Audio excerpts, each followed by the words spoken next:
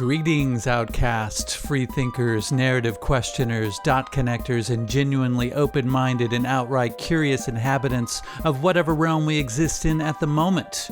You are about to embark on another free first-hour episode of The Melt. If you find yourself wanting to dig deeper and have the desire to join the conversation during our monthly Melt meetups, you might want to consider becoming a monthly subscriber. For as little as 3 lousy Babylon hokey-pokey tokens per month, you can have access to full-length, early, and exclusive episodes. Just visit patreon.com/themeltpodcast or click the link in the episode notes to set the process in motion. It's simple, painless, and very well might make you feel tingly inside. So without further ado, please enjoy the show! This is Hunter Muse. And this is Chris Snipes, and you are listening to The Melt.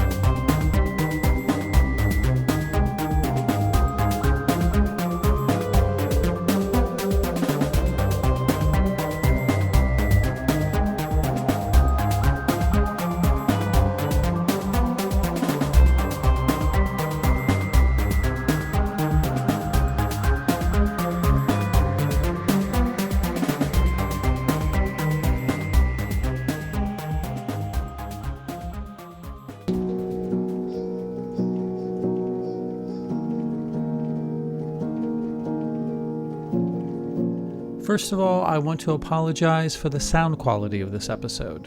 For whatever reason, my preferred recording mode putzed out on me, and so I was left with the Plan B mode, hence the AM radio sound of the chat. Having gotten that out of the way, today's show is a special one in the way that it's divided. The first free hour contains a great chat that we had with the chiropractor and author Dr. William Trebing, where we talk with him about his book Goodbye Germ Theory and much more. And the second hour contains an interview with his wife and child therapist, Dr. Julia Trebing, about the effect of the COVID malarkey on children both physically and mentally, and much more. They both were really wonderful and informative conversations. I start off the conversation by asking William to tell us a little about himself and what it is that he does. I am a chiropractic physician with a specialty in neurology and radiology, and I've been in practice for 38 years. And in 1998, my wife and I started noticing very much increased incidences of what we used to call mental retardation, and now we called it autism, throughout our own neighborhood. And we weren't really used to seeing it. We were also noticing that children were less vibrant everywhere. Now, I've been doing the no vaccine stance and no vaccine work ever since I was a medical student and a student in chiropractic college back in the early 80s when I learned from Gary Null. And you know Gary Null. I've heard most of people him. know. Well, most people know Gary. If you're from the New York area, Gary Null wrote his encyclopedia. One of his best books was called Get Healthy Now. He had a radio show on WBAI for a long time. I think he still has that radio show. Lives in Manhattan. Kind of a cranky guy, but he's in his mid-80s now. But back in the day, in the 80s, when he did a lecture, he really fired me up for the whole no vaccine thing and started talking about how vaccines were just terrible for the body and terrible for society. And it was really the first time I ever heard anything like this. I'm a kid, I'm 23 years old and just fascinated by the things Gary was saying at this lecture. He was a young man back at that time, very dynamic. So I went to his office and learned from him a little bit more, and then just learned everything I could. Back in those days, there were no computers, so it was all pamphlets and papers. And and you had to stack everything up in your drawers, and just keep really good files and Xerox copy things and pass it out. And Hmm. so when I was in the mid '90s, when we were starting to have children, got married, um, I felt like it was really time to do some lectures for parents on not vaccinating. Take your choice for not vaccinating your children because you're not doing them any favors because of all the toxins and poisons and the uh, et al. We'll get into that as well. I'm sure you've had people on your show talking about this. This is not something that your listeners will probably find obtuse. So this is par for the course for people who are in the know. Uh, but we have always been this way. We've always been part of the No Vaccinate Your Kids group. We used to call it unvaccinated, that kind of thing. Hmm. So when I started noticing all this, I started saying, well, I got to do some classes. I did some classes, and then the classes got really popular. I mean, they were overflowing at the public libraries at those times. I mean, I had upwards of one time at the Greenwich, Connecticut Public Library when I first started, over 150 people. Back in those days, it was unprecedented. It was actually when we had free speech. Yes, And exactly. the public libraries would not silence you for having an anti-vaccination quote unquote lecture. You know, Anybody was allowed to talk about whatever they wanted to talk about. So I then put the series of lectures together to form a booklet. And that was called Goodbye Germ Theory. It was the very first edition back in 1998. And we used to print it out on our computer, our very expensive IBM computer, and with Windows 95 and, All right. the HP printer. Um, and double-sided, go down to Kinko's, get it bound, and we used to sell it in our office for $20. I mean, it was just something, back maybe like 75 pages. Well, make a long story short, it grew to in 2004, where I came up with 6 editions that a publisher picked it up that was doing kind of self-publishing things, but also kind of taking a piece of it. And they're called Ex Libris. They're still around now, although they've been sold a million times. And they gave me a pretty good deal. So I souped it up, and I also did a bunch of legal forms showing people how they could use their different philosophical and religious rights that they have granted to them under the Constitution. And we could also talk about how rights are not privileges, which they try to reduce them to. Uh, Yes. you do have a right, a God-given right, to protect your body and the body of your children, which they're completely trying to brainwash you away from. But again, I digress. So from there, the book took off, and I did lectures in different parts of the country, and it really sold very well grassroots, and it became a bit of a phenomenon before COVID. People were really interested in the simple nature of the book, the way that it just explained things without having to use a bunch of charts and arrows and things that just people didn't understand. But I always have written very much like I speak, and it's I am an educator first. Uh, Doctor actually means teacher. When I became a healer, a natural physician, I never gave up the teaching. I used to teach biology, chemistry, physics in high school.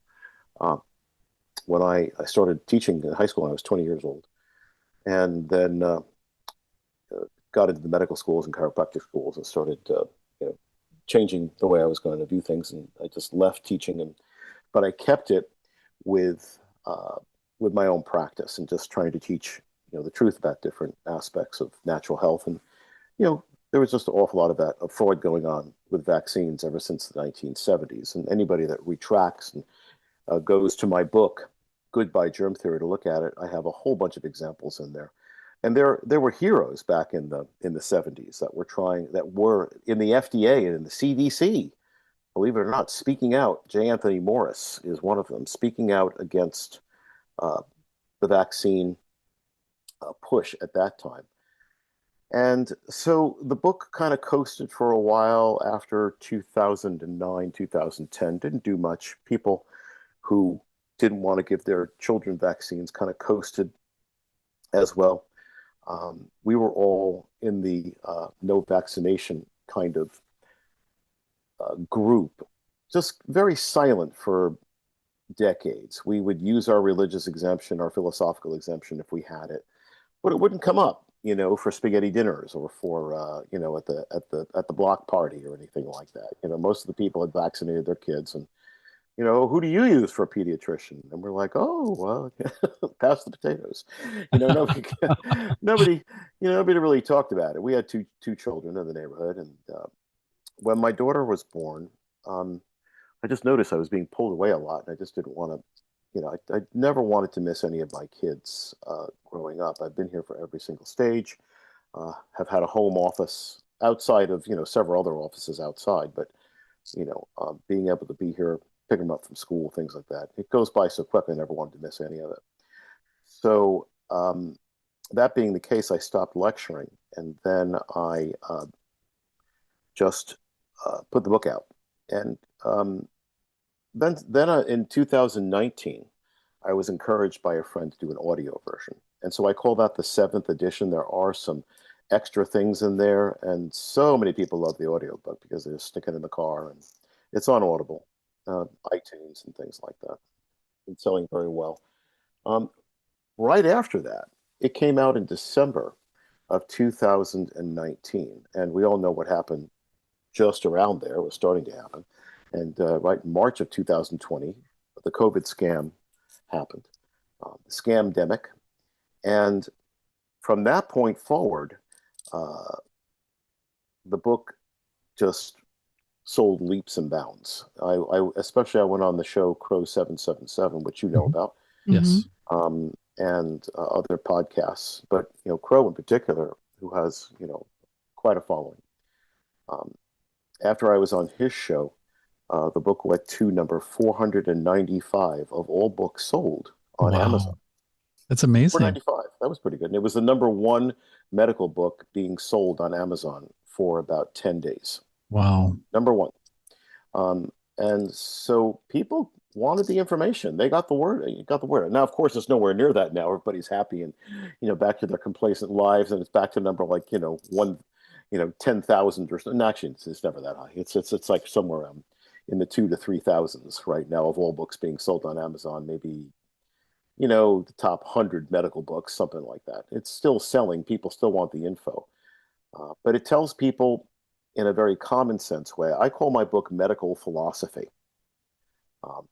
And I speak to common sense. It's like, why would you inject mercury and toxic metals and large proteinaceous waste directly into the blood flow of your innocent little being that's trying to develop an immune system? Why would you do that? Why would you put it right into the blood? It doesn't even have the good graces of the digestive system to at least buffer it a little bit before it goes into the blood and crosses maybe the blood-brain barrier with these toxins. It goes direct assault, boom, right in there. Why would you do that? And so in talking to common sense, and then also giving some ideas about how polio was really caused, and now I was the first one to talk about how polio was really caused by DDT and other sprayings. Now, of course, Chris, you're saying, yeah, of course. Well, we know this now. I was one of the first ones saying that back then. And now, of course, my good buddy, Bobby Kennedy, is, he put it in his book, and he's got a great organization now doing great work. And everybody's talking about that. Oh, yeah, we got to rethink polio. Maybe it was just these toxins. Oh, you think so? You mean military men were being sprayed with it to keep lice and other insects off of them so that they wouldn't have insect-borne diseases? I mean, can you imagine just coming up to you and spraying up and down with DDT, and arsenic? So we wonder, and so, okay, so maybe that's a neurotoxin. Hey, folks, the Roman Empire, okay, one of its downfalls after 500 years was lead pipes. They couldn't understand why some portion of the population were becoming cripples. There's neurological diseases happening everywhere in Rome. And they said, maybe it's this metal, this lead. Right? Brought down more than half of the civilization. I didn't know if you knew that or not. I didn't know that. Yes, Yeah. I did. Lead piping from in the Roman Empire. So human nature is not without. I have a sign, a big poster actually down in one of my adjusting rooms um, here in the house, and it says, never underestimate the power of stupid people in large groups. That's great. There was also And lead in makeup too, and lipstick. sure, there was lead in so many. There was lead in gasoline. Mhm. Paint. I mean, listen, what have we lived through here? Yeah. You know, um, so I mean, what did George Carlin used to say? His immune system was built up so strong because he used to swim in the East River when he was a kid. He doesn't need vaccines. He Yes. swam in vaccines. Exactly. He swam in raw sewage. Why does he need a vaccine? That was his whole deal. And George Carlin was quite a prophet, wasn't he? I mean, For sure. if you look at any of his stuff on YouTube, you're looking at it and says, wow, we're going through this now. So again, I called out the pandemic 20 years before it happened. So, 18. So 2004, 2005, my book had a 9/11 chapter, which I talk about what's happening next. They came for your money years ago. Okay, don't think you have any money, folks. You're all broke, and you're all owned by, the central bank, the central banking system. Even if you think you own your house or you own your car, listen, that fiat currency you're carrying around in your pocket is backed by nothing.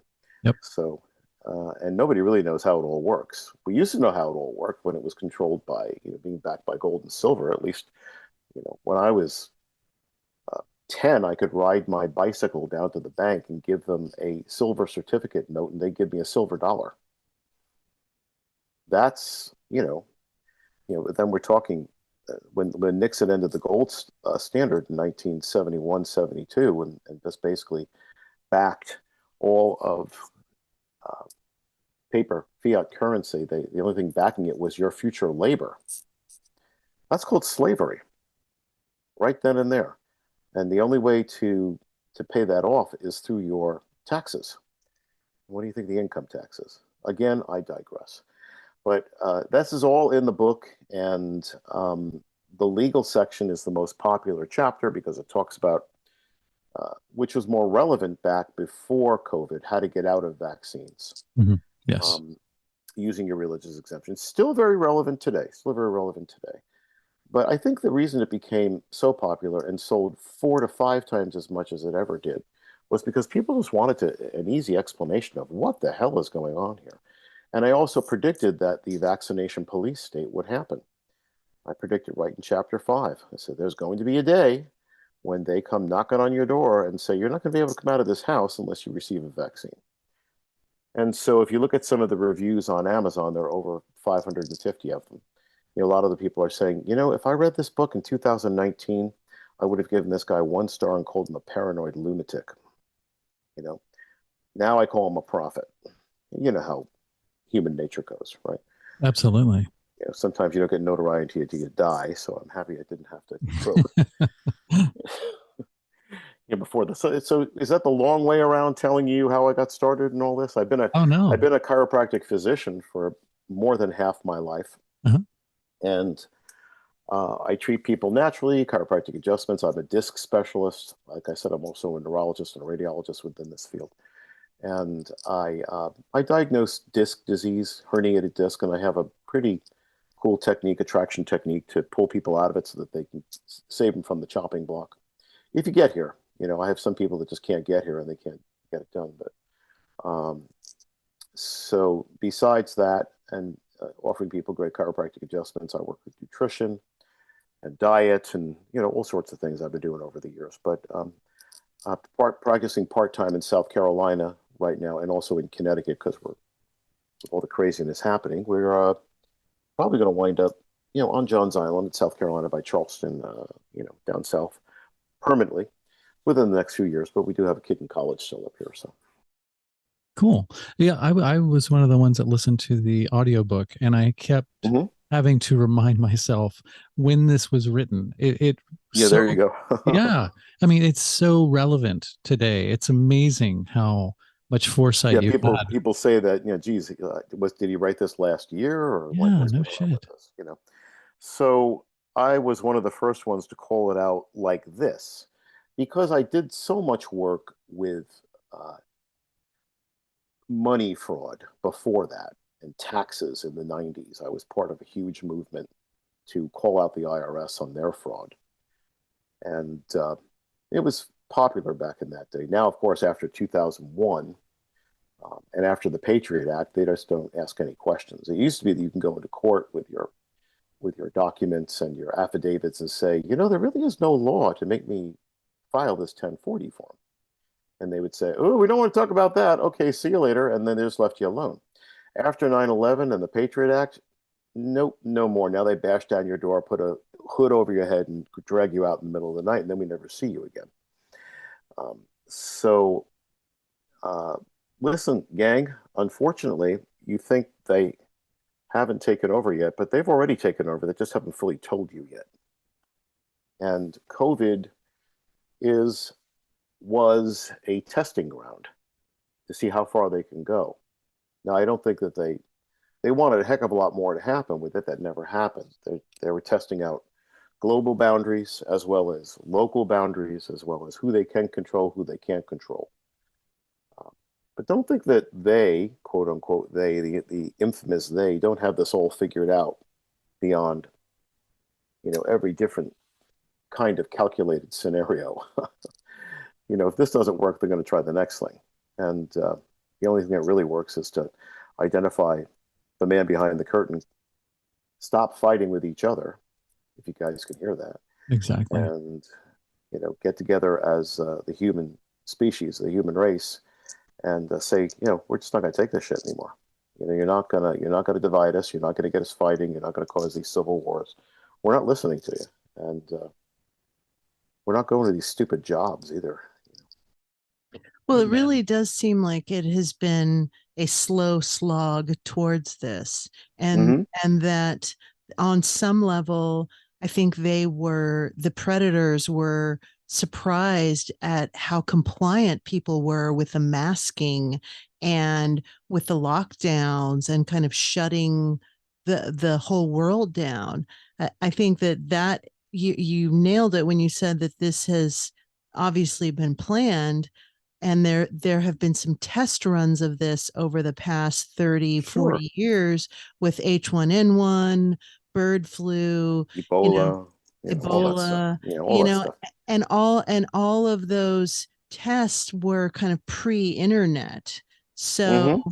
the internet has really been kind of used against people in some ways, because social media really ramped up the ability to share mis and disinformation. So people really bought it because they were put in a position where we weren't allowed to go to church. We weren't allowed to connect and commune face to face. It was all this communication online. Well, if you think historically how people have communicated and how the Revolutionary War was begun was probably in churches somewhere. Exactly. People getting together in their basements around the kitchen table, you know, saying, we're not going to take this anymore. Live free or die. And that phrase comes from people who were damn serious about, we're just not going to live this way anymore. And it was less than 15% of the population that fought the Revolutionary War against King George. Everybody else was either sitting back or compliant with the king. So there's a huge spiritual element that goes with this. And uh, we are in the midst of a spiritual war, primarily. Indeed. What you said about how, this was planning. Oh, yeah, listen, and they're still planning. I mean, the thing that has happened that I can see primarily is this was stage one of something. Mm-hmm. And we've had some really good wins. We had the Supreme Court. I was waiting for that Supreme Court ruling, by the way, for 25 years. Mm-hmm. When they said that government does not have the power to mandate vaccinations on the private sector. Now, of course, they were talking about military, and they're still fighting that. They were talking about government contractors, and they're still fighting that. We still made some progress on that, but the Supreme Court came through and said, nope, nope, can't do it. And this is when Biden had all of the um, all the businesses with 100 people or more had to, Right. institute vaccinations, Mm-hmm. you know, and that would have trickled its way down to 50 or more, 25 or more. And that would have trickled its way into my office with, the three girls I have working for me at the front desk, and that would have trickled its way to my license, show your proof of vaccination before you Yeah. can renew your medical license, Mhm. or your barber's license.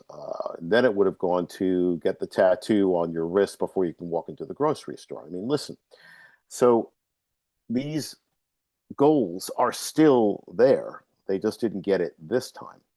And they probably knew they weren't going to get it right the first time. And look at what happened when COVID was around, right? I mean, what happened simultaneously when we were all supposedly locked down? By the way, Hunter, you had said that when people were so compliant when this first happened, yeah, they were scared shitless, Mm-hmm. right? Everywhere over the media. This is very carefully planned. Look, 9/11, COVID, two of the biggest scams of our lifetime, okay, that have happened. Um, and don't think they push the button randomly. They push the button at very specific times astrologically, and they know where they're at with economically. Um, these buttons get pushed at a very calculated way. The next calculation, who the hell knows when it's going to be? But um, what they were doing during COVID was they putting up all these 5G towers everywhere when everybody was, supposedly locked down. I was one of the few that never did anything. I just pretended it didn't exist, kept my office open, never wore a mask, walked into grocery stores, never, wearing a mask. I used to see how many places I'd get kicked out of. It was a sport. But even if I was getting kicked out, if I could use self checkout, I always did that. I just ignored the people, just kind of walked right back in again. Talked to a couple of police and said, you can't be in here without a mask. I said, yes, I can, because, I have a medical exemption. And the cop asked me, this is like at the very beginning of it, and they used to put cops like right outside of Stop and Shop here in Stamford, Connecticut, And so, what's your medical condition? I said, I'm sane. And he looked at me and said, okay, I got you. Just go on, move along. He didn't want any more trouble from me. But look, you got to take a stand, folks. Everybody out there, you got to take a stand, or this just doesn't get better. The only reason that they keep doing all this crap that they're doing, transgender, no gender bullshit. Mm-hmm. Can I curse on this show? Of course you can. Hey, yeah. All the crap that they're putting out there, the child sex trafficking, the human organ trafficking, the all the stuff that's been going on for decades that is coming to light right now. This stuff is not new. It's just coming out. All of it, all at once. People are starting to see it. And as long as you see it and you don't do anything about it, listen, at this stage in the game, you're complicit. You got to do something. You got to speak out. You got to tell your neighbors. You got to say, man, I tell them I'm not going to take this shit anymore. Otherwise, they just keep doing it, and they will keep at it. They are relentless at destroying the family and the human collective, and they want to make everybody into a drone slave. What I was talking about was they put up all these 5G towers. Now, they're supposedly 5G towers, but have you taken a look at these things? Have you driven by them? Mm-hmm. Oh yeah. They don't. They look like something like that's going to cause some harm to me at some point in time. For sure. They look like I do you trust them? I don't trust them. What are they? You see them on water towers? Do I want those things on my water towers? Exactly. Yeah, it looks like a weapon. Everywhere I go, my wife and I look at this stuff all the time. Everywhere we go. My wife was so during COVID, she was so into like taking pictures of them and count and like just categorizing them because they were going up everywhere. And we just saw a new one today in Old Greenwich when we were having dinner behind the firehouses. Some other new monstrosity that went up, and people just are like, "La di da, yeah, okay, just for internet, I can get my download 5 seconds faster." And yeah, I don't think so. These things are everywhere, and they're practically every half a mile. What are they going to do with them? It's already been proven that microwave radiation focused as a blanket can cause massive hemorrhaging in the brain and also massive lung inflammation. So at the push of a button, they could just make everybody drop dead, I think, now with all this stuff out there, or they could do it selectively. And we're letting them do all this stuff. I mean, and when COVID came up, that's when they put all this stuff up. And people say, "Ah, you're paranoid." Yeah, this guy's paranoid. Oh yeah? Okay. Well, I guess I was paranoid in 2004 as well when I told you what was going to happen with the vaccination police state. I don't trust any of this stuff anywhere. There are towns here in Connecticut that have prohibited 5G apparatuses going up in their town. Easton is one. I think Weston is another. And there are towns throughout the U.S. that won't let this. I think in West Virginia is a completely no microwave zone. That's fantastic. Yeah, but there are very few places. I mean, you drive, as we do drive up and down the East Coast, traveling between the North and South in the two homes that we have. You see this stuff everywhere, and you wonder. Okay, yeah, I don't wonder. I know. I mean, what they're using this for, whatever the next phase is. They could be holographic emitters. Who knows what they're going to project into the sky. Will aliens be coming, or will it be the face of Jesus? We don't know. And sky is the limit at this point. With depending on when they feel like rolling out the next thing. But we all have to be vigilant within our own consciousness and start realizing what's really important in our lives. Well, what's really important is each other. People who are close to us, people we love, our families, our neighbors, our communities, the people we can help, people we can serve. And slowly but surely, they've taken a lot of this away from us. And we've got to do our best to get back to it, because honestly, it's going to be the only thing that saves us. And they know it's the only thing that saves us, because every human being is connected through the heart, okay, through that spark of God consciousness, whatever you want to call it. You can call it universal flow. You can call it God consciousness. You can call it Yahweh. You can call it whatever you want. But there is a spark of Holy Spirit, as the Christians say, or Shakti, as the Hindus would say, that everybody feels flowing through your heart. And that's what connects us all. It's what keeps us from committing atrocities on each other. It's what makes us make peace with each other. And it's what makes us relate with one another to the point whereas we would not want to do anything to anybody that we would not do to ourselves. Exactly. Realizing our interconnectedness. Yeah, well, they're trying to pull us away from that everywhere they can. Big part of that is pornography. I mean, the internet is what was the last estimate? 88% pornography? I wouldn't doubt it. Last estimate was 88 to 92% of the internet is porn. And that's another way of taking us out from each other. Yeah. Replacing three-dimensional, even fourth-dimensional sexuality, which is energetic and spiritual, and bringing it down to one and two-dimensional, okay, which is just basically getting your rocks off, and that's a vibration which is more reptilian, shall I say, which is more draconian.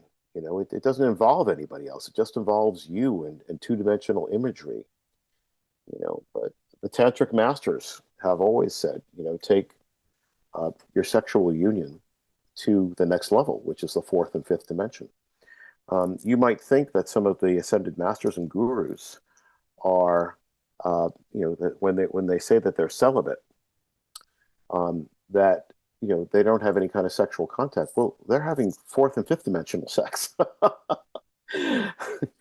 So your sexual fields are extremely important, and you're meant to learn how to transcend them within this lifetime and take them to the next loving level. But you have to have another person for that, right?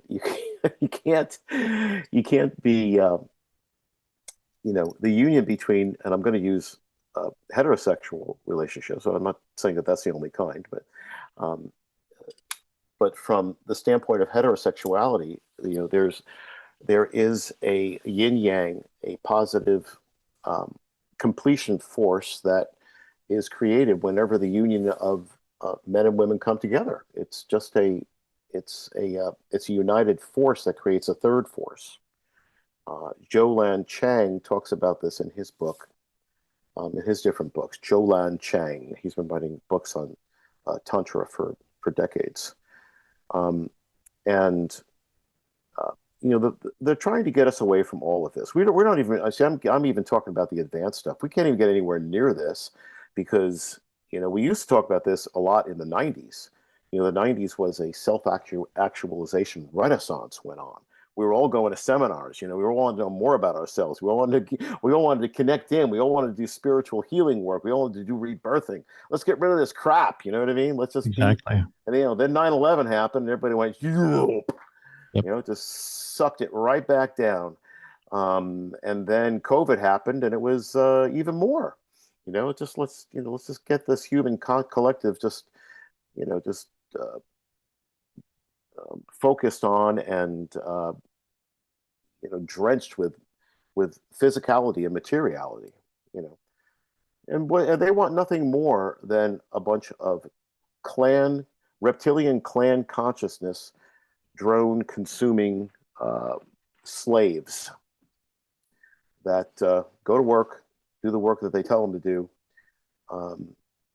They're out for themselves, even though they might have different family clan units, but they're always fighting, and they're consuming, at a level that they're telling them to consume.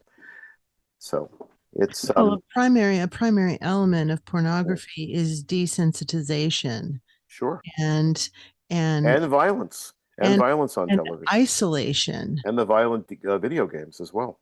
When there was a period where I was working for a sex therapist in New York, and 60% of the divorces that were happening in New York State were because of pornography. Well, wouldn't doubt it. Nobody really ever talks about it. And why is that? And I'm not being moralistic. I'm not saying there's anything wrong with porn. But when it starts, it takes you out of the couple, right? It takes you out of your union with humanity. It's about isolating someone and sure. about objectifying the other. And that can be right, especially objectifying women. It can be objectifying a child. It can be objectifying a woman. It could be objectifying a man. Just seeing them as. I think the word objectify is the main exactly adjective there. So yeah, I think we're on the same page with that. We've got multiple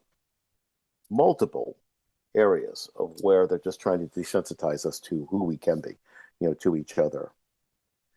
And the chemtrails come into that as well.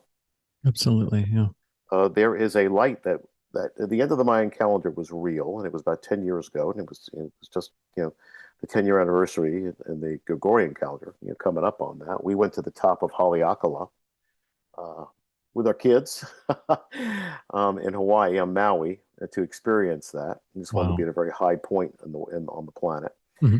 And there was definitely, due to our position in the cosmos, there was definitely a new light that was coming in. And that new light has the ability to bring us all closer together, to advance our DNA. Because if you don't have that sunshine, your DNA does not advance. You can't unlock different parts of the DNA.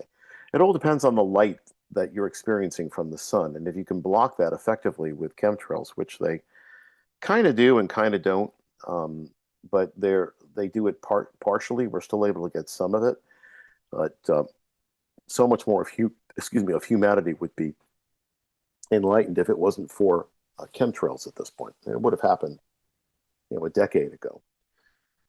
So they're working on multiple fronts to keep humanity in slavery, and we've touched upon several of them right here, right?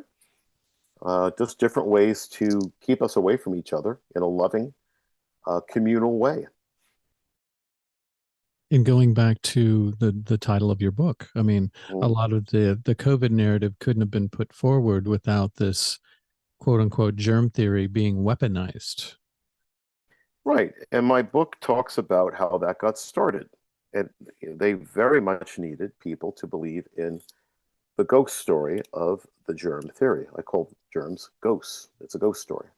All right. These microorganisms are part of you. Okay. So when you are fighting against them, it's almost like you're trying to kill your own cells. They spring forth endogenously from you. And this is already proven, folks. This is not just this wacky chiropractor talking to you about this.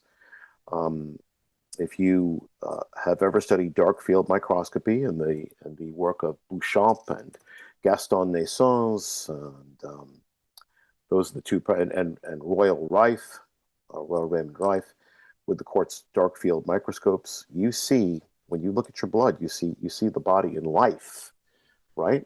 That's how, and Dr. Marie-Zell Arce in New York, in Mount Vernon, Dr. Marie-Zell Arce, Arce, is a naturopath who has a dark field microscope, right local here to us. And when you go over to see her, she will prick your finger and take a look at your blood, and you will see the most amazing things happening. Spontaneous generation of different organisms that look like viruses, bacteria, rickettsia, different shapes, um, form from different organelles within your body, within your blood, that are all part of the body's structural milieu.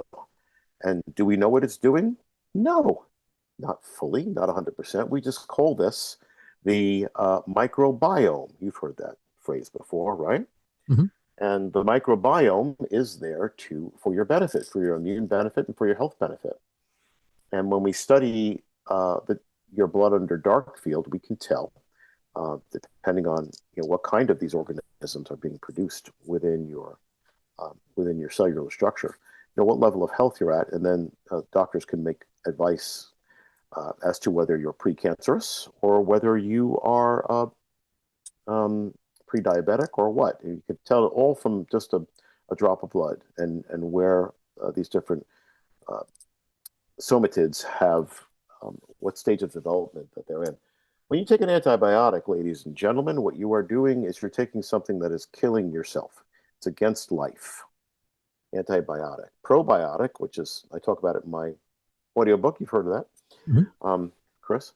Yes. It's probably one of the most important things you can be putting in your body these days. Daily probiotics, drinking kombucha, eating yogurt, organic yogurt, that type of thing, helps restore the damage that has been done just in our daily world. But the germ theory is a farce, and I talk about that in the book. Does it mean that you shouldn't use antibiotics if you have a raging infection? No, it doesn't mean that. It means you should use antibiotics sparingly. I had a kidney stone and I had a raging infection. This is just, April. I had to be rushed to the hospital, have an emergency operation to take the thing out. And, the having everything blocked up as it was, if your kidneys are not working and you have urea flowing through it could instantly kill you. Yeah. And you have different purification processes that are happening there, and the organisms are in there and they're excreting and respiring and they create toxins. But when that happens to an extreme level, you got to shut that off for a period of time if you want to save the person's life. And I fully understand that. So there is a time and a place for everything. But when you talk about overprescription of antibiotics for a cold or for a flu or for what people generally take them for, it's complete nonsense. You could take 95% of the antibiotics that are in the world today and flush them down the toilet. That they only should be used in very extreme circumstances. So the germ theory goes to the extreme of a ghost story, and these organisms are not like what they call the COVID virus, and it doesn't exist. First of all, nobody's ever seen it. within any kind of analysis in the germ theory, you have to use dead tissue. You have to stain the dead tissue. So you're looking at a snapshot of something dead. And they've never seen that. All those pictures you see of the COVID virus, they've never seen that anywhere. And if you see a picture of it, it's been fudged. I can guarantee you it's been fudged. Peter Duesberg, and there are many prominent virologists that will tell you that modern viral theory being portrayed by the pharmaceutical companies is absolute nonsense. These particles do not do that. They're most likely, first of all, viruses aren't alive. They don't respire. They don't excrete. They don't reproduce. How the heck are they? They don't move. So they're not modal. So how the hell are they going to get into your body and supposedly take over the entire system? It's nonsense. They don't. Okay. And there are many, we can go over this for another hour and a half about what really happened during COVID, but it's not the story that they told you. Especially when we talk about organisms like bacteria, they're there to help you. And you've all heard of the terrain theory, which is what dark field microscopy goes with. And that's the theory of life. Terrain theory is dark field microscopy. That's the theory of life. Germ theory is electron microscopy. That's looking at dead things and taking a snapshot of something out of time. And that entire photo that you're looking at under the electron microscope could have been vitally different 2 seconds before and 2 seconds after. Okay? So every single animation that you see of AIDS and also COVID viruses is complete fiction. Speaking of AIDS, you mentioned in the book a concept of AIDS 3. What do you mean by that? AIDS 3 is COVID. So why put the AIDS in front of it? What is the Because it's the same bullshit, different day. I mean, okay. And guess who was at the forefront of AIDS besides Robert Gallo? Anthony Fauci. He was right there as a young man. I interviewed him. He's a moron now. He was a moron then. Knows nothing about patient care. He's a lackey. He and his wife, who run the NIH, they're stooges for the pharmaceutical companies, and they're just one of the untouchables. You know, they're put there for a particular reason. They've played the game. They've followed along, and this is their reward. You know, for the end of their journey, the end of their life. Who knows what it's going to be? You know, after this life, and maybe they'll wind up, you know, like Voldemort did. You know, under you saw the very last Harry Potter movie with a darkened soul like that. You know, but Horcruxes and yeah, I mean, and God knows that these people being alive, you know, drinking adrenochrome. I mean, but you know, that's going to be something that they'll have to pay a price for as well at some point. You know, definitely. But, you know, I started this conversation by saying there's a lot going on, and I like to cut to the chase as far as saying what's the solution. There's only one solution, ladies and gentlemen. Get together with your family and your neighbors and stop believing in all of these conflicts. Stop conflicting about gender. Stop conflicting about sexuality. Stop conflicting about, you know, about everything that they're trying to get you to conflict about. You know, just the biggest fear they have is us coming together because, you know, they are of the darkness, and you know, one of us shining in the light is more powerful than 1,000 of them. And God, if we all come together, it's just exponential. They can't exist through that. And they know it. So I think that's why they're attacking children. oh God, yeah. Well, that's part of the satanic ritual. And it's attacking children and attacking them with gender ideologies at this point. My wife will get more into that. It's just part of the entire breakdown of society. You know, if your child can't rely on the fact that maybe they're just a tomboy and they're not a boy, right? Or maybe they're, you tell them they're a girl and you're a boy, and there are two sexes in everything in life, and this is the way God made everything, and you know that they feel secure in that, but and back in yesteryear, we used to say, oh, okay, well, she's just a tomboy. Okay. And then she grows out of that and she gets her hormones and she's all interested in dating the boys at that point. Today, the teacher is trained to say, oh, you're playing with trucks and you're playing on the sandlot with the boys, at 8 years old. Are you sure you're not a boy? Now, if a child can't rely on the basic stability of their own sex, I mean, what that does to their brain and to their psychological um, development is just beyond, detrimental. It's just, and this is why they're trying to push all of this stuff in the schools at this point. And I think it's reached a turning point. I think people are really starting to look at it and say, okay, all right, we can't go any further than this. I mean, and I think more and more people are starting to realize it. And children have been trafficked for their blood. Laura Logan just talked about this on Newsmax. Did you hear about that? She got banned. Mm-hmm. She was a regular contributor on Newsmax. And she said, there have been and she directly said right on Newsmax, I don't know if you guys heard about this or not, but she said, hey, we know there has been research showing that the blood of children can keep people alive because of the different elements that it has. And they all said, yeah, that's true. That's true. Okay. Where are they getting that blood from? Where's the blood coming from? And for asking that question, she got banned from Newsmax. Wow. Newsmax is supposed to be like, a hub of First Amendment freedom. Mm-hmm. She must have been over the target. Well, she was telling it like it is because, this it's not only trafficking of children, it's the organ trafficking.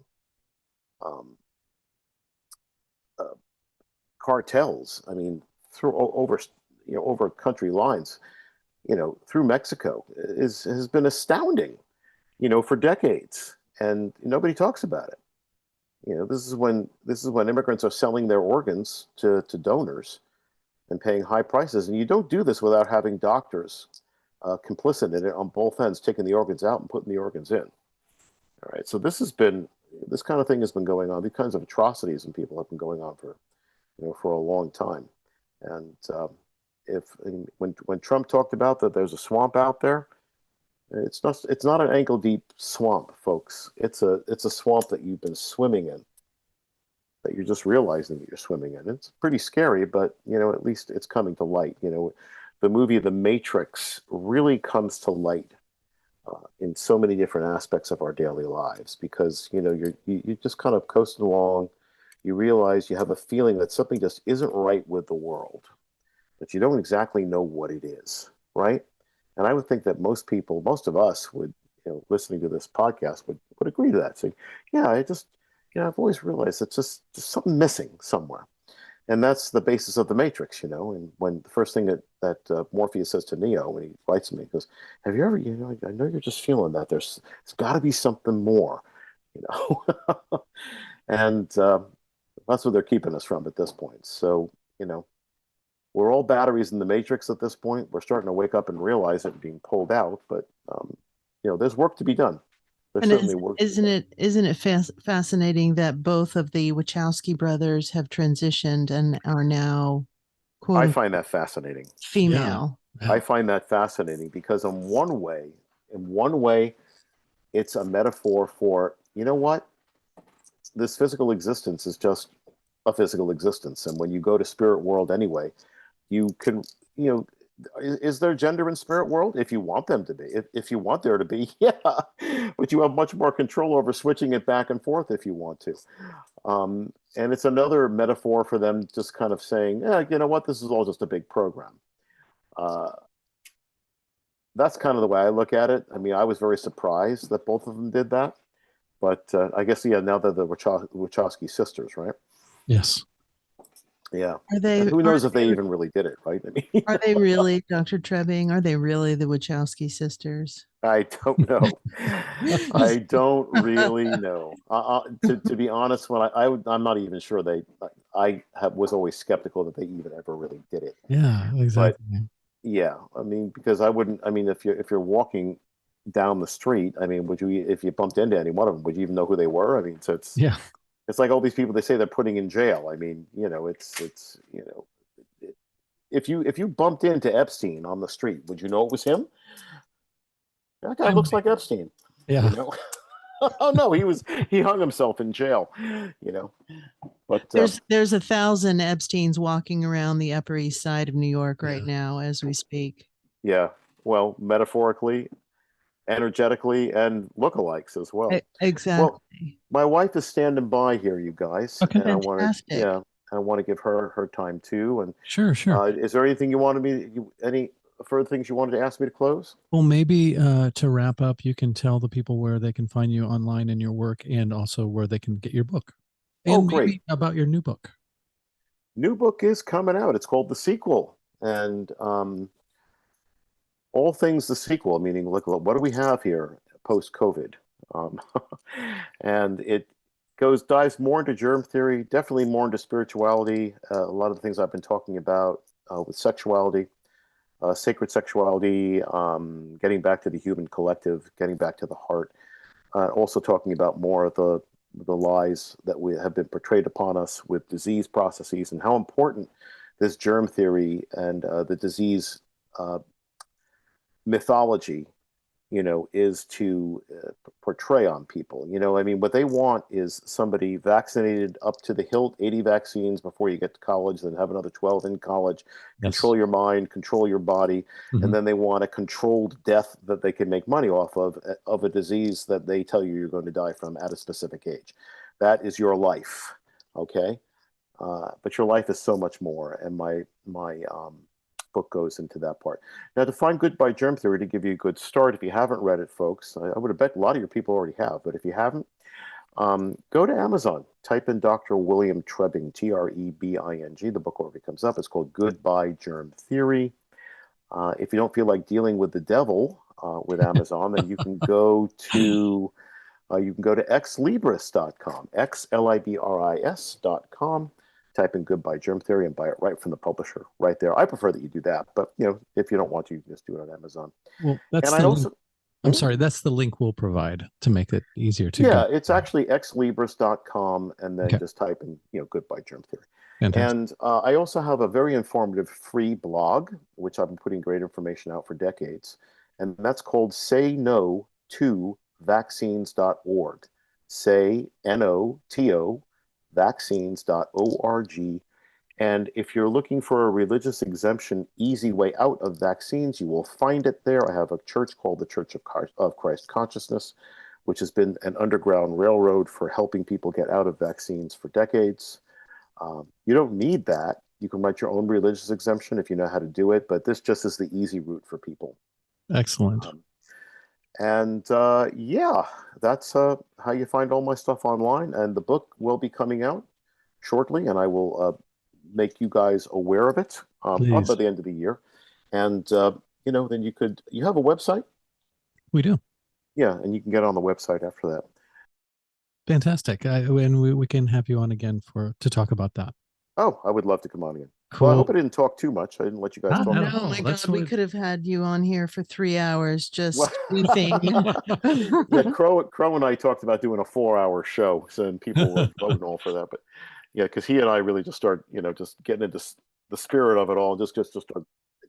The gateways open up, Absolutely. But nice talking to the both of you, and I'm going to give you to my wife now, Dr. Julia Trebing. All right. Thank you so much. It was an honor and a privilege to speak to you, Dr. Trebing. Oh, thank you very much. My honor to be on. Well, that was a nice double whamming, a double serving of Trebing.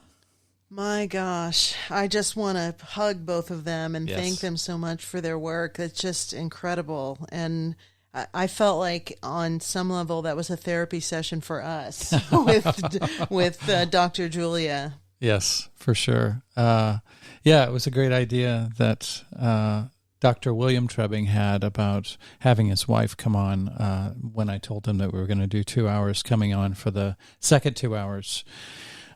So, yeah, that was a delightful double whammy, and they both have their own areas of specialty. And, the book that Dr. William Trebing wrote is fantastic, and I suggest that all of you check it out, and I'm really looking forward to checking out his new one, which I think is coming out in the near future. So we'll have to have him on again real soon. We'll have to have them both on, actually.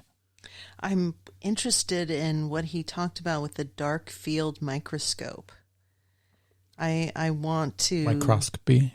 I want to see what my blood looks like. I want to delve into the terrain theory and look at microscopy is germ theory, but dark field microscope is the terrain theory. Mm-hmm. So I wonder if there's a doctor around here that I could give a drop of my blood to, and they could look at it and tell me what's going on.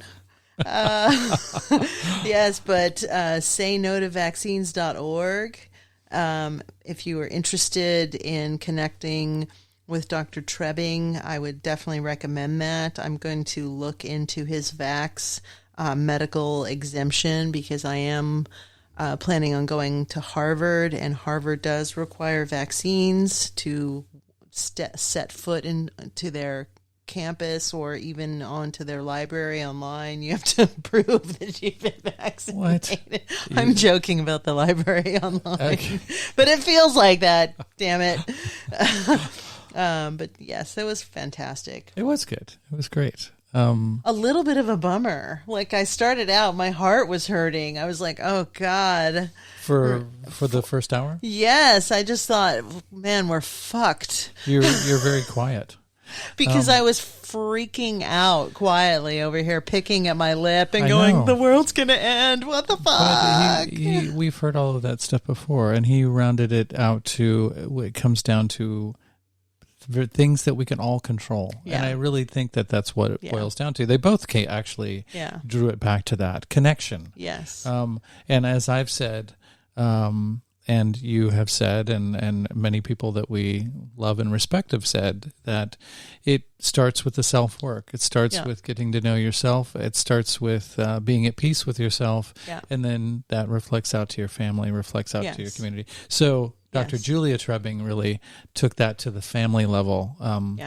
I really like all the stuff that she had to say about that, and I would like to delve more into that with her the next time that we have her on. Absolutely. And I really have had to reconcile the mindset that you cannot control people, you cannot convince people of anything, and I think that's been that's why I get so anxious, is that there's people that I genuinely love and care about who may not make it through this. And I don't just mean like a physical death. I'm talking about mentally. They just have lost the plot and they just want to be indoctrinated.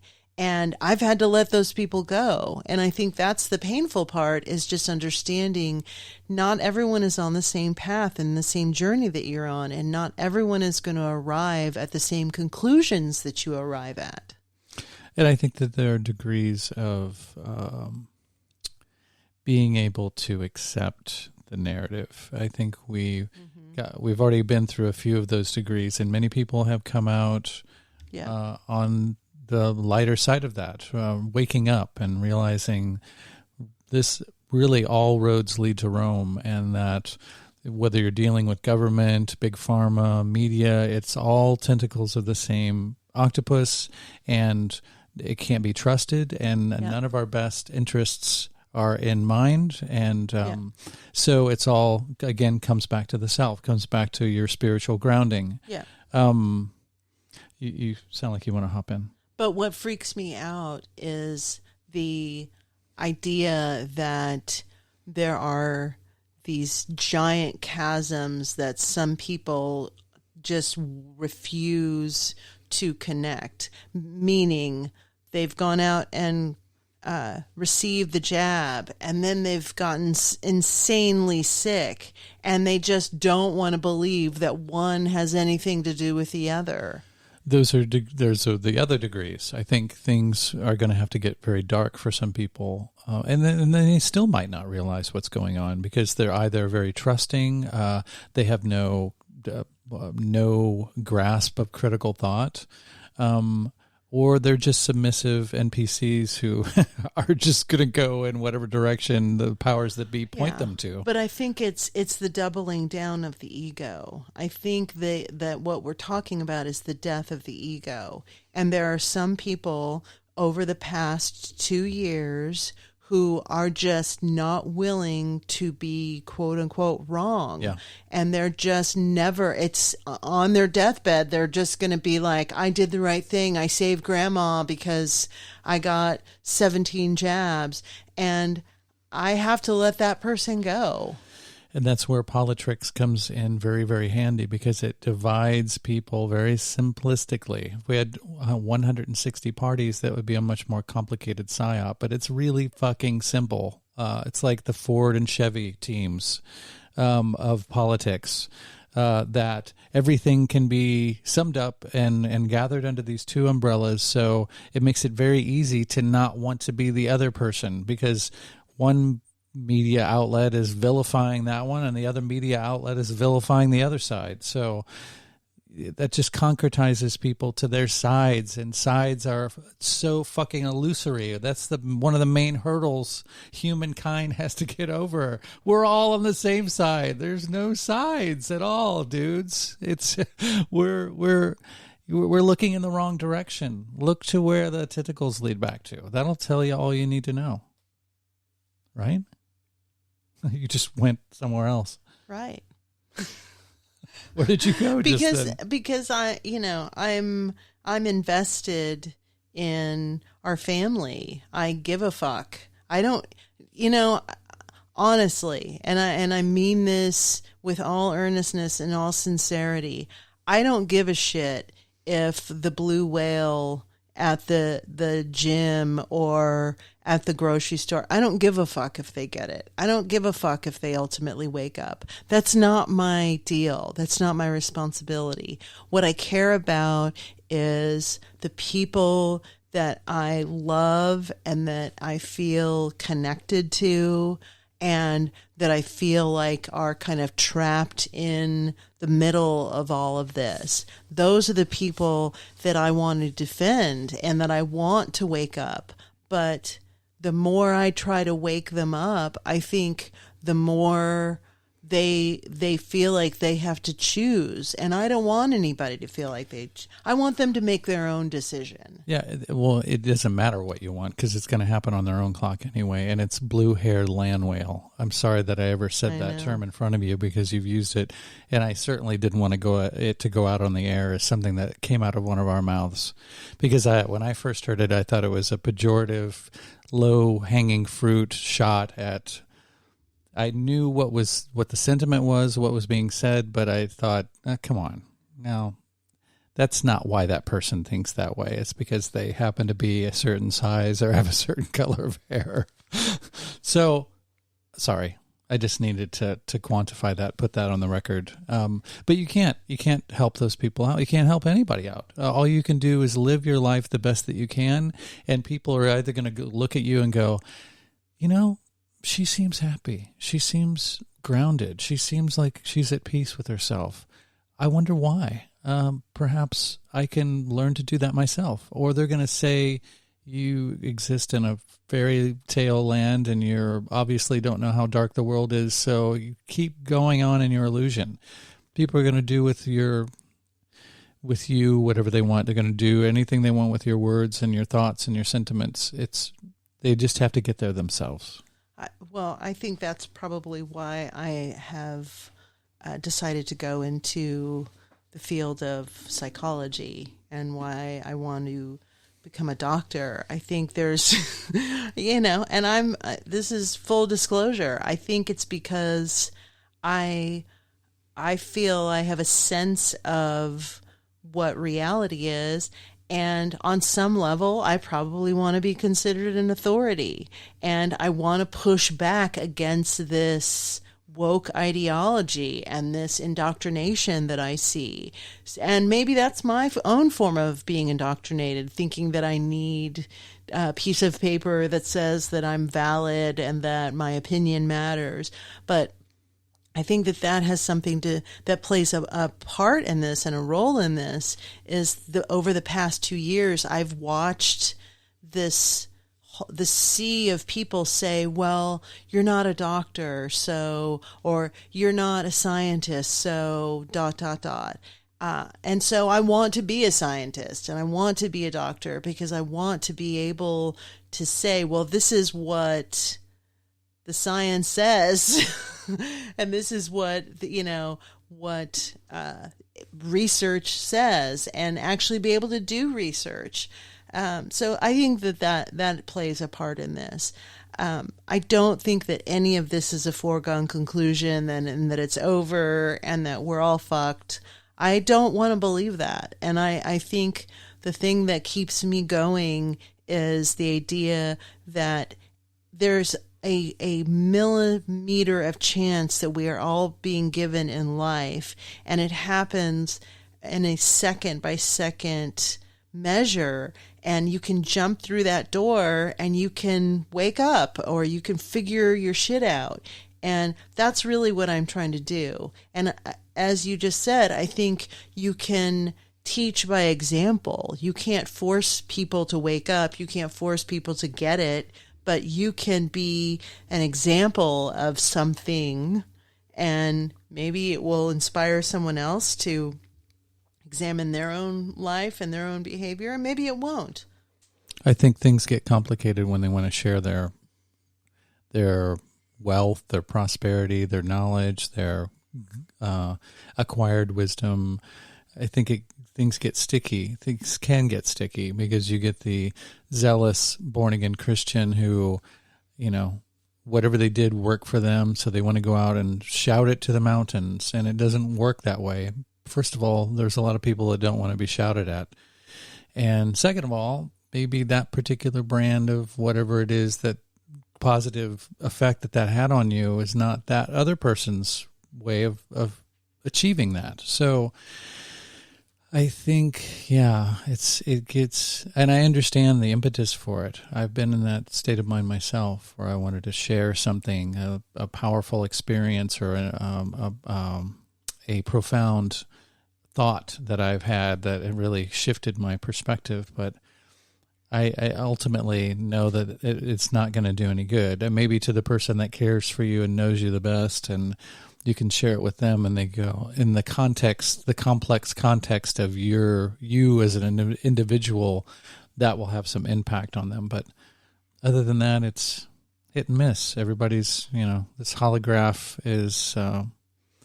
is complex, and everybody's got their own different angle, even on the same subject matter. Yeah, I mean, I think 16 years ago, I was trying to do that on social media. I think 10 years ago, I was trying to do that on social media. I think probably about 5 years ago, I gave up. I was just like, fuck it. People aren't going to get it. They're not going to figure it out.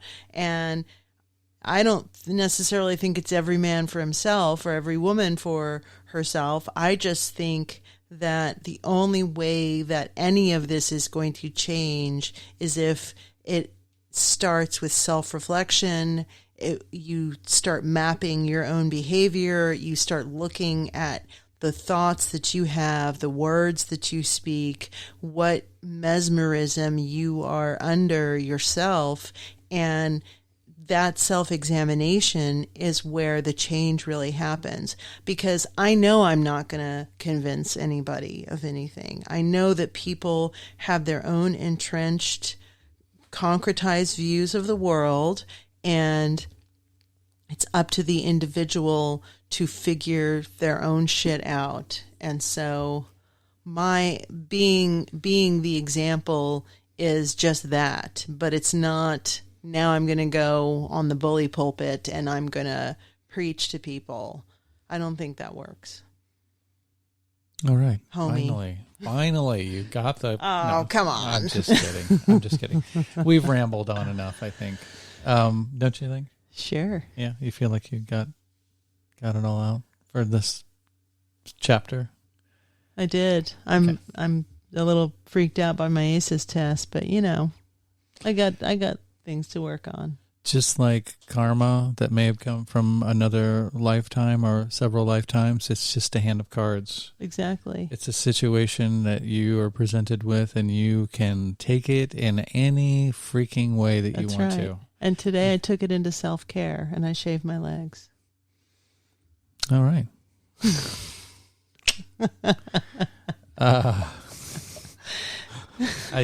My mind was just erased at that moment. That's a non sequitur. Exactly. Thank you all so very much for listening. Hopefully you are a Patreon subscriber and on purpose. And you got on purpose. You're a Patreon subscriber on purpose. That's really the only way you can be a Patreon subscriber. Unless someone subscribed to you accidentally. You can call in a pizza for somebody and have them prank deliver it, but you can't really... Anyway. You need something. You need a sandwich or something. or a nap, a hammock time.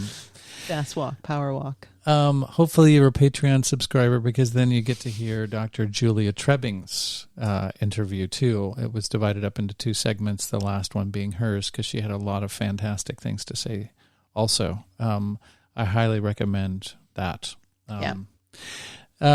Yes. So if you like what you've heard and you have some guest recommendations, or you have casserole recipes that you'd like to send either of us, you can send those to the Melt Podcast at protonmail.com, or if you want to send me a virtual hug, you can do that at hunter-muse at protonmail.com.